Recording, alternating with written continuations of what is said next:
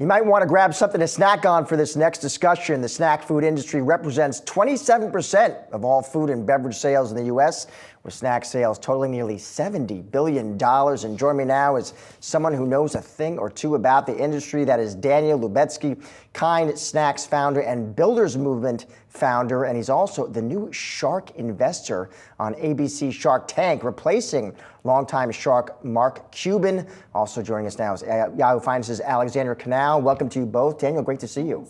Thank you. Just to be clear, nobody can replace Mark Cuban. No, we never say that. Insane. He's moved on to the next chapter. That's how we'll say. He's still with us this season, and it is so fun to be with him. Like, I learned so much, and they're like, Mark is like a incredible computer. He processes like at a very fast speed, and everybody there is honestly irreplaceable. Let's say we're doing a trial Shark Tank. Right? Let's say I'm an entrepreneur. You're going to give me a pitch? Let's say I give you a pitch. I'm just curious, what do you actually listen for in pitches? Are there certain themes, certain trends, Danielle, you want to I think hear? like almost all human beings, you develop a sixth sense to get a feeling for the person's authenticity, what's behind the words. And for me, that's the most important thing. Like, are they real? Do they have integrity? That's really the most important, because if you don't have that, I'm no longer interested. If you have that, I still want to make sure that you have a great product or service, that there's a unique selling proposition, that it's got potential, that you demonstrate the ability to be tenacious, but also creative and think outside the box. Shark Tank companies are at a very early stage, so the only way they're going to defeat the much bigger giants is by outwitting them with creativity. So I look for that also. What's the biggest mistake someone could make when pitching you? I think not being frank. Like, if you are caught with a tough question that you don't have an answer to, or that the answer is not pretty, you're far better off showing introspection and the ability to be self-reflective and say, this is not where I'm strong, this is where I need help, or this is what I've learned. In my opinion, in life, not just in Shark Tank, in life, the people that I want to hire and that I want to work with are people that can grow. People that grow are people that can evaluate themselves. And we have a very big danger today. Very, like my accent sometimes, even I notice how much of a schmuck I am. Very big danger where we're so attached to social media that the algorithms are telling us what we want to hear rather than what we need to hear. And we'll start thinking that we're smarter than we really are, that we have all the answers. It's really, really important to take the time to self-reflect every day, every week, every month, every year. What can I do better? What's important to me? What are my priorities? How can I improve?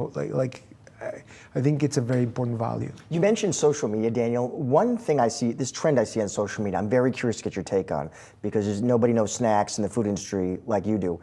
This trend of this sort of backlash against ultra-processed foods, right? This is a thing. I mean, Robert F. Kennedy Jr. talks about it. Regardless of what you think about him, there's a guy with a big megaphone, right?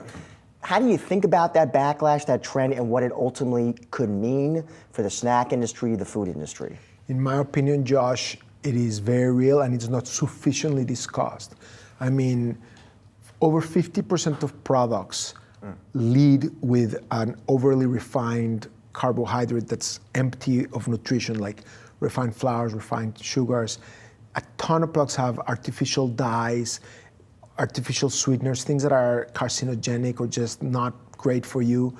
And we don't do enough to educate the consumer. Like, we in the United States have such an explosion in inflammatory diseases, much more than in other countries that are developed, because we have much lower standards for what we allow ourselves to put in our bodies. And I think it's a very big issue, and I think it's going to continue growing, because the delta between more wealth and still more inflammatory diseases, at some point people are waking up. This is not the right way for us to build our society.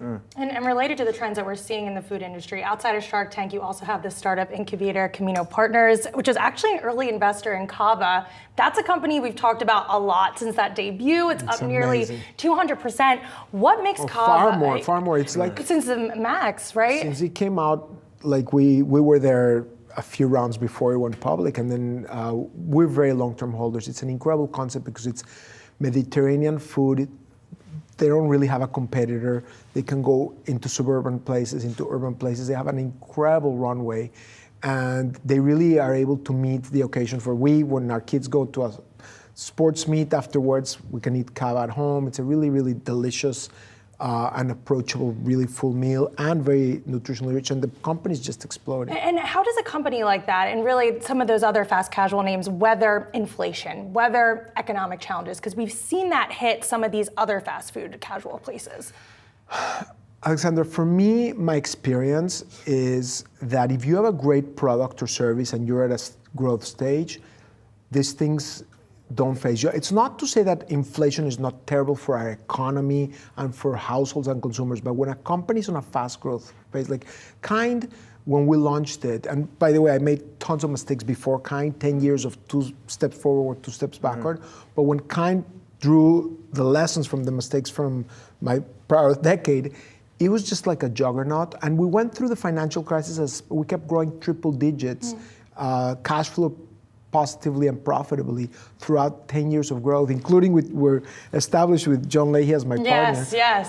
Shout out John Leahy. I grew up with his daughter, Devin, one of my best friends, and we had that mutual connection. And John Leahy is someone that we need to celebrate, not just because of it, because people don't talk enough about the people that are actually build everything.